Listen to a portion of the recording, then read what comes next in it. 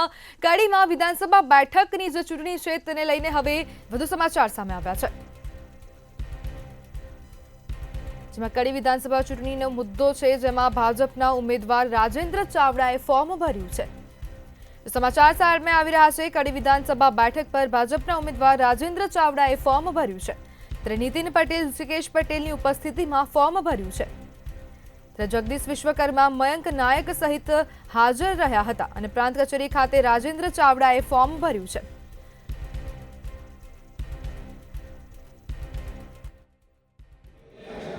માનનીય કરશનભાઈના સ્વર્ગવાસ પછી, એમના નિધન પછી ખાલી પડેલી સીટ ઉપર ભારતીય જનતા પાર્ટીના શીર્ષ નેતૃત્વએ અમારા ખૂબ જ જૂના અને જનસંઘના સમયથી કામ કરતા અને જનસંઘના સમયથી અમારી વિચારધારા, ભારતીય જનતા પાર્ટીની વિચારધારા માટે સતત મતતા અને સતત કામ કરતા રહેલા એવા રાજેન્દ્રભાઈ ચાવડાને અમારા શીર્ષ નેતૃત્વએ ટિકિટ આપી